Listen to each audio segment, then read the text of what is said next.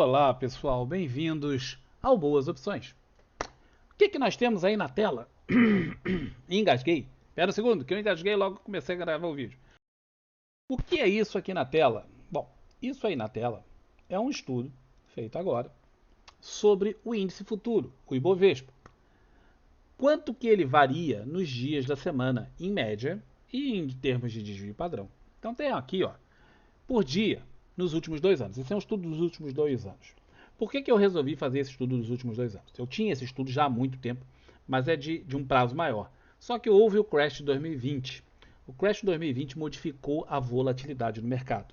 Talvez vocês não tenham percebido isso, mas acreditem em mim, e se não acreditarem em mim, vão fazer as continhas, vão descobrir que houve uma alteração da volatilidade no mercado. É natural, depois de um crash as coisas é como aquela sacudida no ônibus. Tá todo mundo em pé no ônibus, manhã cedo, ali meio dormindo, o motorista dá um freadão por qualquer motivo, dá aquela todo mundo para frente, volta todo mundo para trás e dá aquela confusão até o povo se acertar. Dá uma reorganizada. Então eu precisava refazer isso aí para dados mais recentes e eu resolvi fazer dos últimos 2 anos. Então peguei de setembro de 2020. Por que setembro? Aí você vai falar, por que setembro, Campos? Se você olhar o gráfico mensal aqui, ó, em setembro, uh, em setembro de 2020, ele vinha subindo, subindo, subindo, fez o crash, subiu, isso aqui bombou para cima. Depois fez essa movimentação para baixo, que é um potencial pivô de alta, depois fez o movimento.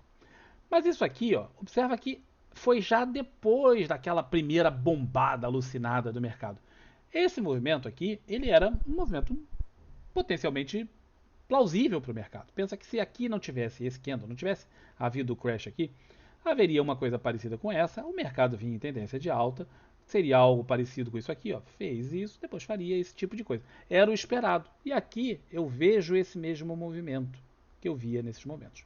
Então eu resolvi fazer dos últimos 2 anos, nós estamos em setembro, para setembro de 2 anos atrás, achei bem razoável o prazo. Não gostaria de ter pego aqui porque as volatilidades aqui se tornaram absurdas. Nessa fase toda aqui, elas estavam completamente fora da realidade. Depois aqui elas se, vamos dizer assim, se adequaram. Então, eu peguei os últimos 2 anos de mercado, fiz a média, quanto que dá a média por dia. Então, em média, você vai descobrir que segunda-feira, em média, a bolsa cai. Cai um pouquinho, mas cai. Na terça, ela tende a subir um pouquinho, na quarta tende a subir um pouquinho, na quinta tende a subir um pouquinho mais, é o dia em que ela mais se movimenta, exceto na sexta, que na sexta ela tende a cair. Em média, tende a cair. E cai um bocado. Essa aqui é a volatilidade. Essa é a média. Esse é o desvio padrão. Então, a média mais o desvio padrão me dão a indicação de que o índice pode operar normalmente às segundas-feiras entre 1,44 de alta e 1,55 de baixa em 66% do tempo.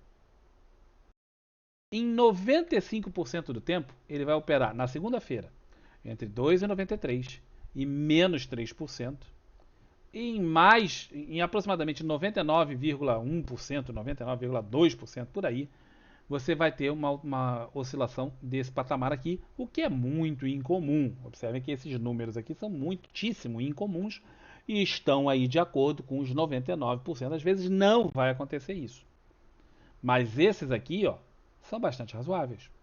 Então, eu tenho agora, com esse estudo, uma nova medida do que é a rentabilidade esperada para o índice por dia, mais ou menos um desvio padrão. Então eu vou trabalhar nesses números aqui, porque isso aqui ó, são 2/3 do tempo.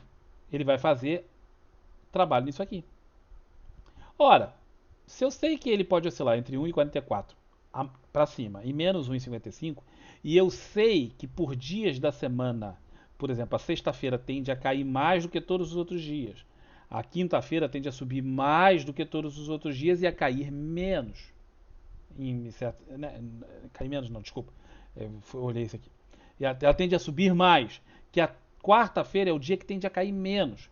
Você pode tirar conclusões sobre isso, sim, e fazer planejamentos de trade a respeito baseado nisso. Eu vou fazer? Não sei se eu vou fazer. Eu vou analisar isso melhor, vou entrar em mais profundidade, Vou fazer isso aqui por um ano, isso aqui foi por dois, vou fazer por um ano, vou fazer por 6 meses, vou me garantir que essa volatilidade se mantém mais ou menos estável, e aí sim eu vou analisar outras possibilidades.